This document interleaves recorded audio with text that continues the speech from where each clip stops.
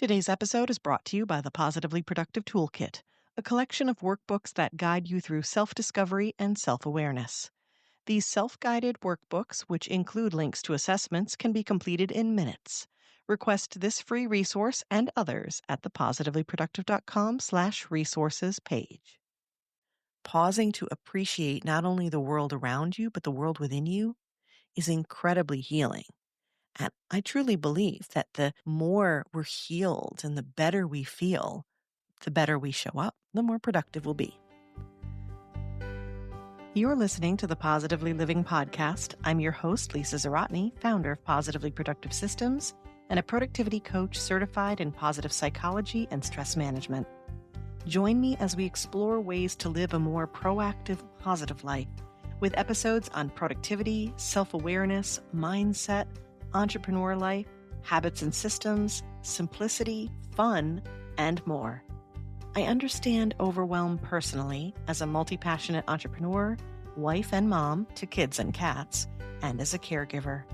I'm here to help you choose what's right for you so you can do less, live more, and breathe easier. Sound good? Let's get to it. Welcome to the Positively Living podcast. I'm your host, Lisa, and today we're talking about that thing we don't dare do because we think it's not productive, but it's actually one of the best techniques we can use to move forward. Pausing. Exactly 100 episodes ago, I released Why the Simple Act of Pausing Will Make You More Productive. It continues to intrigue listeners because it spoke to something we rarely give ourselves permission to do. And it's interesting to think that a break, a breather, a moment we don't feel that we can actually spare could actually be the thing we need the most. It's easy to fall into the trap of thinking we need to keep going, keep pushing, keep achieving in order to be productive. But the truth? Constant doing doesn't equal true productivity. That's busy, not necessarily productive. And too often, it is the path that leads you straight to burnout. In this re-released episode, we revisit the power of the pause. Now, this is backed by science, filled with practical benefits, and I think it's needed now more than ever. Whether you're new to this concept or you needed the reminder, this is your invitation to stop for a moment with me and discover how stepping away can actually help you show up better, do better work, feel better about yourself, and be far more aligned in your life. As you listen, you'll notice some topics coming up that we've since addressed on the podcast, like meditation and creativity. I've included links to the original episode 172 plus episode 184 on meditation through creative expression. I think that's a great combination that you will love that enhances this episode. And I've also included episode 265 on flow state, which is mentioned. As you listen, if something catches your attention, be sure to head to the podcast page of the positivelyproductive.com website, where there are playlists on many of these topics, as well as a keyword search, so you can find exactly what you're looking for. For example, if you like the idea of meditation and want to explore more, type that into the search bar and you can scroll through all the episodes relating to that topic. Okay, are you ready to review the power of the pause with me? Let's dive in. Pausing for productivity means deliberately stepping away from your work, your effort, your routine. The word suggests that it's temporary and likely for a short period, but that length of time can vary. The point of pausing is to give your mind the space it needs to process, rejuvenate, and reset. Pausing allows you to come back energized, receive information differently, and troubleshoot more effectively. There are so many benefits to pausing. When you disengage from your tasks to rest, recharge, refocus, review, that's a lot of R's, make decisions, you change how you show up when you return. 4 significant ways that you show up differently when you practice pausing include improved focus.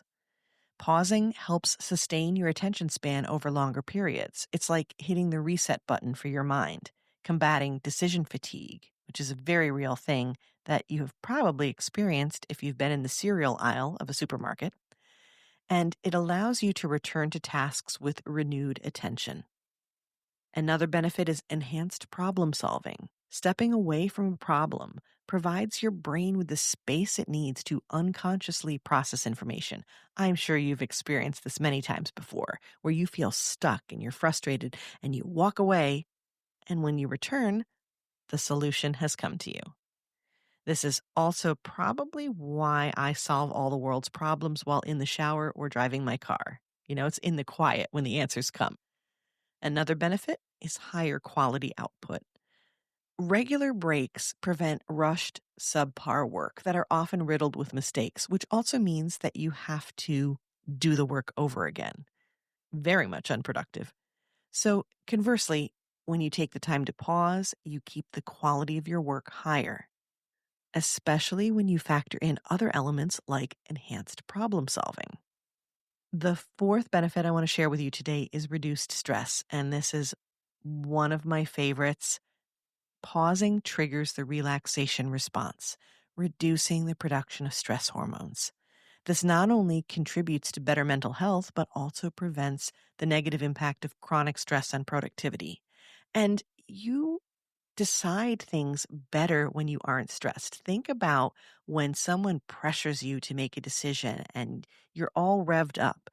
You're not going to make the same quality decision when you're feeling that tension than you are when you're calm. That's why when you take a deep breath and you reflect on something, you come up with a better solution. Now, one quick side note I want to make, it's like a caveat about stress, is that we actually need some stress to be productive. I don't want to confuse the situation here, but this is an important tip. The Yerkes-Dodson law indicates that you reach your peak level of performance with an intermediate level of stress. And this law is a U-shaped graph, so an inverted U-shape. That means that either extreme won't work. So no or low stress actually won't help you be productive, nor will chronic stress. So when we think of pausing, we're focused mainly on the reduction of chronic stress, which is unfortunately quite common. We know that we show up differently when our brains are fresh and not distracted, but how about a little science to back this up? Scientifically speaking, our brains work in cycles of focus and rest. Or they need to, even if we don't want it that way. We have limits, especially mentally. Continuous mental work without breaks results in cognitive fatigue, which diminishes our ability to concentrate, solve problems, and generate creative ideas. The only thing continuous work will boost is the potential for mistakes, which is decidedly unproductive. Taking breaks allows your brain to recover and recharge and enables something called the default mode network to activate. The default mode network is a function of the brain where it's awake but not engaged in the outside world, which might sound familiar. I know it does to me. It's actually called wakeful rest. And you experience it when you're daydreaming or your mind is wandering. While it's common to pass this off as wasted time, it's actually necessary. This function is linked to creativity and introspection and is the time in which we can process and acknowledge what we're doing. It's linked to long-term memory and having a sense of self. The key idea here is that you can't consume information constantly without taking some time to integrate it. As with everything in life, this is a balancing act of engaging for well-being and purpose and disengaging to prevent constant rumination. And our biggest productivity issue, I'm sure the reason you're here, which is not getting your ish done. There are a variety of ways that you can incorporate pauses, breaks into your routine. Let's dig into some ideas. You can do a flow state sprint with breaks, like the Pomodoro technique, which I'm sure you've heard of. It's a great example of this approach. It involves working for 25 minutes, what is called a Pomodoro, followed by a 5-minute break. By the way, did you know that the Pomodoro technique was named after Pomodoro, meaning in Italian tomato, the tomato timer from the kitchen timers? Have you seen that? That's why they call it that. So yeah, 25 minutes followed by a 5-minute break. After completing 4 of those Pomodoros, you take a longer break of 15 to 30 minutes. These short breaks prevent burnout, maintain your focus, and enhance overall productivity. It gives you a chance, like a short enough opportunity to stay focused without distractions, but then step away. You need both sides of that to work your best. Another way that you can incorporate pausing into your routine is through physical movement breaks. Sedentary work can lead to decreased energy and focus. So here's what you do. You set a timer to stand up, to stretch, to take a short walk. My Apple Watch helps me do this. I have it set to remind me to stand, and I'm able to go do stretches and take care of other things. It's a great time to anchor that habit to drinking some water. So you can do a bunch of these things at the same time. Now, the physical movement is important because it increases blood flow, delivering oxygen and nutrients to your brain, which can revitalize your mental clarity. And there are studies that show that taking these breaks and making them physical, like taking a walk specifically, boosts creative thinking, all the things that we want. Another way to incorporate pausing into your day is mindfulness and meditation. Pausing for a quick meditation or a mindfulness practice, even if it's just 5 or 10 minutes, can have a profound impact on your productivity. It reduces stress, improves attention span, and helps you be present and aware, which can help you make decisions. This practice is connected to and can look like a gratitude practice, which can include celebration and savoring. Pausing to appreciate not only the world around you, but the world within you is incredibly healing. And I truly believe that the more we're healed and the better we feel, the better we show up, the more productive we'll be. Another way you can incorporate pausing into your daily routine is through something called visual distancing. That's when we're working on a project, we make an intentional effort to step away and look at it from a distance, literally and figuratively. It provides us with a fresh perspective. This pause allows you to spot errors and make improvements and approach challenges with renewed insight. When we slow down, we can see things differently. An example I use when I am proofreading my work, I will actually read the lines backwards. And that makes me slow down. My brain doesn't fill in the corrections as much because that's what our brains do. We want to go as quickly as possible. We want to automate as much as possible.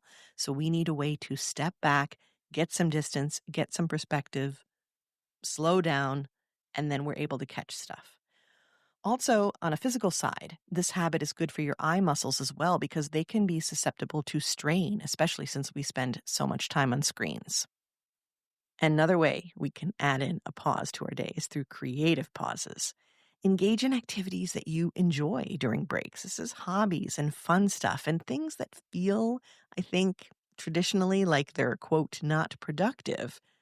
Actually, they really are. So listen to music, doodle, read a few pages of that really good novel that you can't put down. Or is that just me? Yeah. Sometimes I have to be careful with that one. I have to set a timer for sure so that I go back to the real world.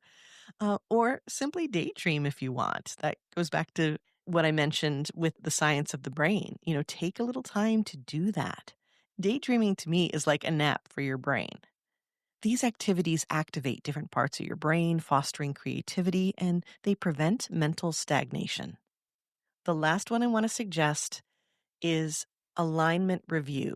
And what I mean by that is it's time to reflect, which I think is much needed, but so easily disregarded. It's something I mention so much, creating buffer time, creating space in your schedule to think about where you're going, what you're doing, what you've done. Regularly pausing to review what you're working on can help you determine if you're still on the right track or if you need to adjust your priorities. Quarterly reviews are a great example of this in business, but I highly recommend finding ways to approach this for not only your business, but your family life as well. It's not just about making the right decisions, it's about deciding on the right things. Pausing to reflect can prevent wasted effort and keep you aligned with your objectives. Alignment is one of the strongest productivity tools we have. In order to practice pausing, remember that you need to pay close attention to your routine and build habits that support you around this. Now, here's where you can leverage technology and your environment to help. Alarms are an effective tool if you are timing yourself during a work sprint, or like I said, with my Apple Watch, I have it timed to remind me to stand and to stretch, walk away from my desk. You can also schedule regular intervals in your calendar, just as you would work meetings. And I like that approach, especially because by scheduling it in the calendar, you are indicating to yourself that these breaks are just as important as your other meetings. This is also a good opportunity to declutter and to set up your space to make it conducive to the habit and the tools to do it. Remember that when you're building a habit, you need to make it as easy as possible to do the thing that you want to do, to encourage that. If you want to make the habit of taking a break and standing from your desk and drinking water, then have your water placed away from your desk or ready to go. Whatever you can do to make it easy as possible is the key, because eventually the habit will take over. But to begin, you need to have simple steps in place. Pausing. This is yet another example of a concept so simple, yet so effective. And don't you just love that? By giving your mind the opportunity to recharge and review, you're not only priming your productivity, you're safeguarding your mental health. The next time you find yourself caught in a whirlwind of work, catch yourself. Take a breath and pause. Even that little pause will make a difference. It's the very thing you need in that moment to be your most productive. So, what will your next pause look like? Will you take 5 minutes to breathe, maybe even after this episode before you move on to the next thing? Maybe take a walk around the block, or maybe take a moment to reflect on where you are with your current projects or even your life. I know that's a pretty big scope, but sometimes pausing to see where you are in the progress you're making, as opposed to only focusing on the progress, that can make a huge difference in your choices for next steps. Whatever it is that comes up for you, I'd love to know. If this episode resonated with you, please share the type of pause that you're going to add into your day, into your week. DM me on Instagram at @positively_Lisa, or you could reply to my email newsletter if you have signed up for that, or even post this idea on your socials. This will help inspire others to use the pause as well. Everyone needs a break. Let's inspire everyone. And when you do that, tag me at @positively_Lisa on Instagram or at positivelyproductive on Facebook. Let's normalize a pause, a rest, a breather as part of how we find our success. If you're ready to take the next step and build a personalized productivity plan that includes more intentional space, that's aligned to your life, that feels, dare I say, easy, then head to the positivelyproductive.com website for resources like the Positively Productive Toolkit to learn how you work best, and also check out the coaching options where we can work directly together. Whether we're chatting by email, spending time together on the podcast, or I'm coaching you in a session, I truly love supporting you, and I'm always cheering you on.